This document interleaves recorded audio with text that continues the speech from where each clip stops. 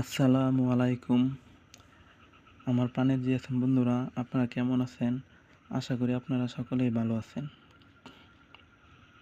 আপনি যদি mobile repair এবং দক্ষ টেকনিশিয়ান হতে চান, তাহলে অবশ্যই আপনাকে মোবাইলের কম্পোনেন্ট সম্পর্কে ধারণা থাকতে হবে। একটি মোবাইল ফোনের মধ্যে অনেক ধরনের কম্পোনেন্ট আছে। এই কম্পোনেন্টগুলো কীভাবে চিনব, কীভাবে কাজ করে, এই বিষয়গুলো আমাদের ভালোভাবে জানতে হবে। তো আজকে আমি আপনাদেরকে এই সমস্ত বিষয় নিয়ে বোঝাতে যাচ্ছি। বন্ধুরা, আপনি যদি নতুন হয়ে থাকেন এবং মোবাইলের কাজ শিখতে চান, তাহলে অবশ্যই মনোযোগ সহকারে দেখবেন। তাহলে আশা করি কিছুটা হলেও আপনি বুঝতে পারবেন। মোবাইলের আইসির পাশে যে ছোট ছোট পার্টসগুলো আছে, এইগুলাই কম্পোনেন্ট। এগুলোর মধ্যে আপনাদের সাথে প্রথমে আলোচনা করব ক্যাপাসিটার নিয়ে। একটু জুম করো। এই যে হলুদ কালার, এই একটু বাদামি কালার যে দেখতে পাচ্ছেন, এই যে এই বাদামি কালারগুলো, এই যে এইগুলো হইতেছে ক্যাপাসিটার। আর এই যে একটি কালো কালার দেখা যাইতেছে, এইগুলো রেজিস্ট্যান্স। এইগুলা এই যে একটা আছে বড়, এইটাও ক্যাপাসিটার। আর এই যে এটা হইতেছে ডায়োড। এটা এটা দেওয়া হয়েছে, এই যে এটা হইতেছে ডায়োড। এই যে এটা ডায়োড। আর এটা হচ্ছে নাম্বারিং রেজিস্ট্যান্স। এটা অনেক সময় প্রবলেম হলে দেখা যায় চার্জিং এরর আসে, বা ফেক চার্জিং অনেক সময় এটার জন্য আসে। প্রবলেম হলে এটা চার্জিং এর কাছাকাছি থাকে। এটা R22 বা R200 বিভিন্ন আর কি নামে ব্যবহার করে কোম্পানি। এটা হচ্ছে ক্যাপাসিটার। এই যে হলুদ ইয়েগুলা, বাদামি কালারগুলা ক্যাপাসিটার কাজ হইতেছে ফিল্টারিং করা, কারেন্টকে জমা রেখে কারেন্টকে যতটুকু প্রয়োজন অতটুকু দেয়। আর রেজিস্ট্যান্স এর কাজ হইতেছে রেজিস্ট্যান্স কারেন্টকে বাধা দেয়। এই যে কালোগুলা, এই কালোগুলা, এইগুলা রেজিস্ট্যান্স। পরে যে এই দুইটা, এইগুলো রেজিস্ট্যান্স। এটাও রেজিস্ট্যান্স আর কি, এটা নাম্বারিং রেজিস্ট্যান্স। এটা হইতেছে ডায়োড। এটা এটা কারেন্টকে একমুখী করে, মানে কারেন্টকে দিবে কিন্তু ব্যাগে আসতে দিবে না। আর এই এটা চার্জিং পোর্ট। এটা হচ্ছে চার্জিং আইসি। এই যে ছোটো একটা 6 পিনের চার্জিং আইসি। এটা তো হেডফোন সকেট। আর এই যে এইটাতে দেখতেছেন একটা ছোটো, এটা হইতেছে এটা গ্রাফিক্স আইসি। ওই যে সিপিইউ থেকে এটাতে একটা ভোল্টেজ আয়, এই ভোল্টেজটা আবার এই ডিসপ্লের এই যে এদিকে পিনে যায় তখন, বা 2.8 এরকম আর কি যায় তখন আর কি ডিসপ্লেতে গ্রাফিক্স আছে, এইটার কাজ। আর এই ক্যাপাসিটারটা এই পজিটিভের সাথে সরাসরি এই ক্যাপাসিটারটা যুক্ত আছে। এটা নেটওয়ার্ক আইসির পাশেই থাকবে, একটা ক্যাপাসিটার থাকবে। এটা হইতেছে নেটওয়ার্ক আইসি। নেটওয়ার্ক আইসি চেনার বাটন হলে তো সাধারণত এখন দুইটা আইসি ইউজ করে, বা তিনটা আগে করতো। একটা ফ্লাশার আইসি, একটা হইতেছে প্রসেসর সিপিইউ, যাদের এটাই বলে সিপিইউ চিপসেট, কেউ চিপসেট বলে। আর একটা নেটওয়ার্ক আইসি। এটা হইতেছে মিডিয়াটেকের MT2502DB এই মডেলের এটা পাওয়ার আইসি, বা সিপিইউ সব একসাথে দিয়ে দিচ্ছে। আর এটা হইতেছে ক্রিস্টাল, এটা ট্রানজিস্টর। এটা জিরো ভ্যালুর একটা রেজিস্ট্যান্স করে বলে। এটা হইতেছে মেমোরি বেস। এটি তো সিম বেস, জানেনি এগুলো তো সহজে। আর এইগুলা তো কিপ্যাড, ফোনের কিপ্যাড। এই যে এইগুলো লাইট দিছে কিপ্যাড জ্বলার জন্য। আর এই দুইটা হইতেছে, এই যে দেখা যাইতেছে যে এটা আর এটা, এই দুইটা হইতেছে কয়েল। এই দুইটা সম্ভবত স্পিকারের লাইন এদিক দিয়ে হয়, এইদিকে এই সিপিইউর ভিতরে ঢুকছে। কারণ স্পিকারের লাইনটা আবার এদিকে রিবনে, এই যে এদিকে দিয়ে দিচ্ছে। এই বোর্ডে আর কি কয়েলের পিঠগুলো একটু উঁচা হয়। আর রেজিস্ট্যান্স এইগুলা এই যে একবারে ছোট ছোট চ্যাপ্টা আকারে হয়। এই যে এইগুলা পরে এইগুলো একটু চ্যাপ্টা আকারের হয়। এখন আর এই ফোনে আর দেখাবো না, এখন আমি অ্যান্ড্রয়েড একটা মাদারবোর্ড নিয়ে দেখাবো আপনাদেরকে যে এই ফোনে কোনটা কী কাজ বা কোনটা কী পার্টস কীভাবে কাজ করে মোটামুটি একটু ধারণা দেওয়ার চেষ্টা করব। এটা হইতেছে অ্যান্ড্রয়েড ফোনের সাপ্পি সিপিইউ, এটা সাপ্পি সিপিইউ বোর্ড, এটা সেকেন্ড বোর্ড, কেউ সাপ্পি সিপিইউ বলে, কেউ সেকেন্ড বোর্ড বলে। এটা হইতেছে এই যে এই সাপ্পি সিপিইউ বোর্ডে এটা চার্জিং কানেক্টর, এটা হইতেছে মাইক্রোফোন, আর এটা বিটিভি কানেক্টর, এটা হেডফোন, এটা নেটওয়ার্ক অ্যান্টিনা, এটা জিএসএম সেকশন। ও আর এই ফোনে আপনাদেরকে আরেকটা জিনিস দেখাই নাই আমি, এই যে জিএসএম, এটা হইতেছে বাটন ফোন, এটা জিএসএম লাইন, এটা এটা জিএসএম লাইন, এটা আর কি নেটওয়ার্কের কাছাকাছি থাকে।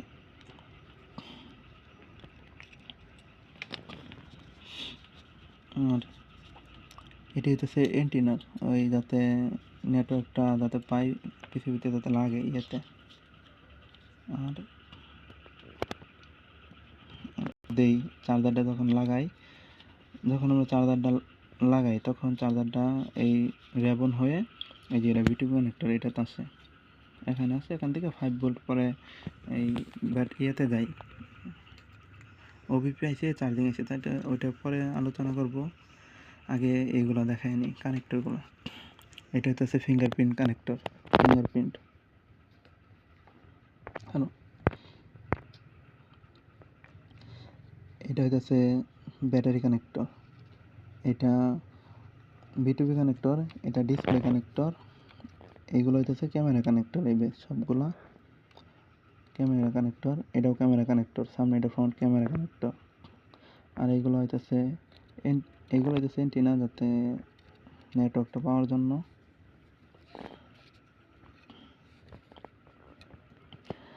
আর এটা হইতেছে সেন্সর, এটা সেন্সর, কল দেওয়ার সময় যখন আমরা কানে নিই তখন ফোনটা অটো অফ হয়ে যায়, এটা সেন্সর।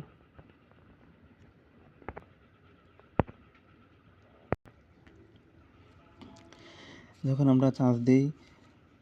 আমরা চার্জার লাগাই তখন চার্জারটা বিটিভি কানেক্টর হয়ে এই যে এটা হইতেছে ওবিপি আইসি হইয়া 5 ভোল্ট বিকিউ, এটা হইতেছে চার্জিং আইসি, এটা বিকিউ চার্জিং আইসি 24 পিনের, এই 24 পিনের 1 আর 24 নম্বর পিনে যায়। এই যে এটা হইতেছে ওবিপি আইসি, এখান থেকে 5 ভোল্ট এই আইসিতে যায়, তারপর আইসি আবার আউটপুট দেয় যেটা বিপিএস কয়েল, এটা হইতেছে বিপিএস কয়েল, এই কয়েলে আইসি আউটপুট দেয়, আবার এই বিপিএস লাইন পুরা মাদারবোর্ডে প্রায় জায়গায় ছড়াই দেয়, পাওয়ার আইসিরে দেয় বিপিএস কয়েল।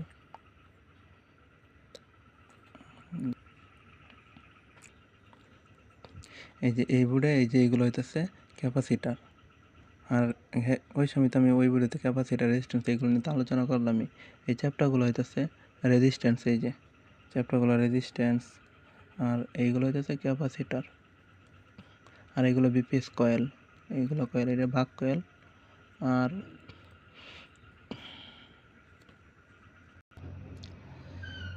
চার্জিং আইসি বিপিএস ভোল্টেজটাকে পুরো মাদারবোর্ডেই ছড়ায় দেয়। আর চার্জিং আইসি তো আপনাদেরকে দেখাইলাম, এখন একটু পাওয়ার আইসিটা দেখাবো।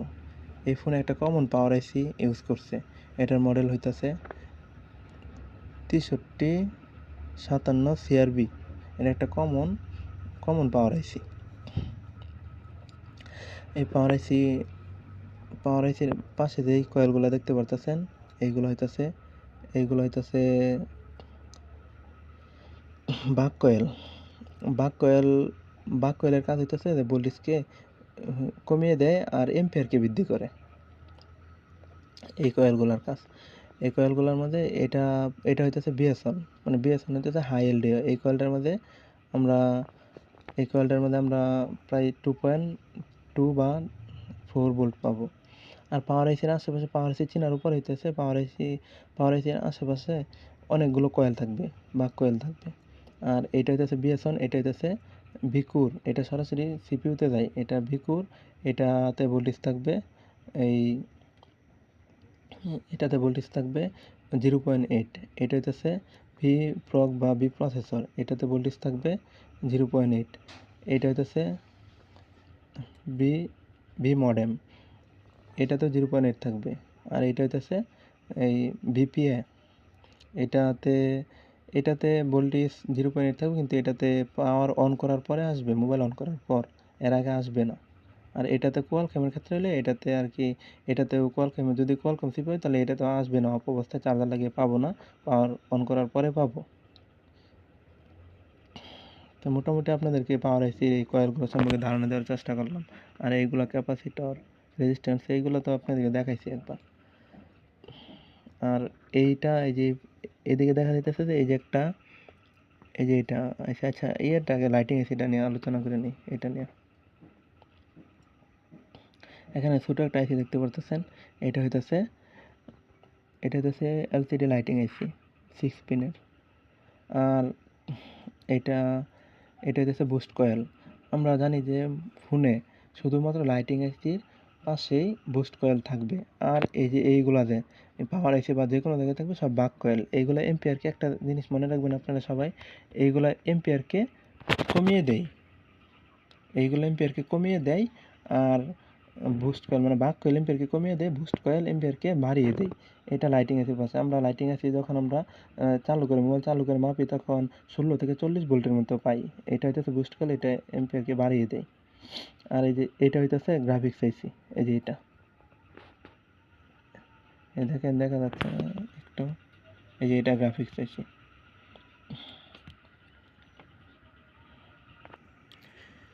আর এটা হইতেছে CPU, MediaTek 6765B CPU use করছে। আরেকটা জিনিস আপনাদেরকে বলে রাখি, যদি পাওয়ার আইসি মিডিয়াটেক হয় তাহলে প্রসেসরও মিডিয়াটেকই হবে। এটা হচ্ছে চিপসেট, এটা চিপসেটের আশেপাশে তেমন কোনো পার্টস থাকবে না, খুব অল্প পরিমাণ পার্টস থাকবে। আর এটা হইতেছে ইএমএমসি, এসকে হাইনিক্সের ইএমসি ইউজ করছে। এটা স্টোরেজ, যেটা আমরা মোবাইলে দেখি যে স্টোরেজ বা মেমোরি, যেটা এটা, বা এটাতে ফ্ল্যাশ ফাইল থাকে, এটাতে সব কিছু থাকে। আর লক টক যা কিছু আছে সব কিছু এটাতেই থাকে। এটা শুধু প্রসেসর হইতেছে যে ব্রেনের মতো কাজ করে, আমাদের মাথা যেমন কাজ করে তেমন আর কি এটা।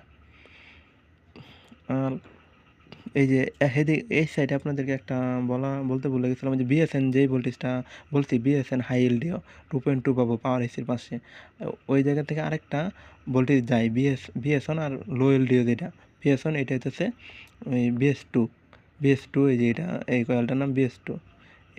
এই ভোল্টেজটা এখান থেকে ওই 2 আসবে, এখান থেকে 1.3 বা 4 এরকম একটা ভোল্টেজ তৈরি করবে এখানে।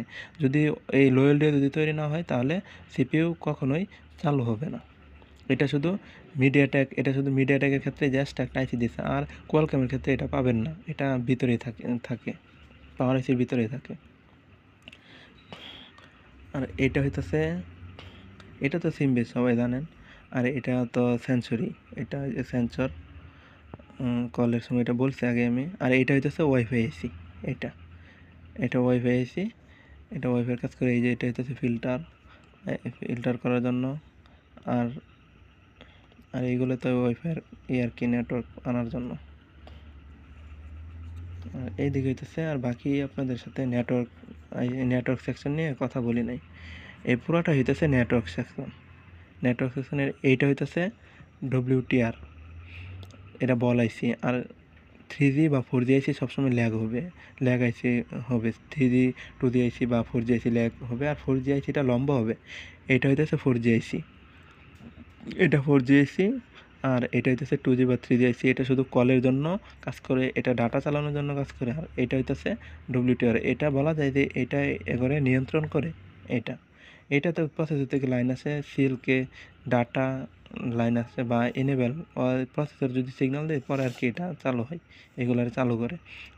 আর 2G আইসিটা সবসময় যে এন্টিনার কাছাকাছি থাকবে।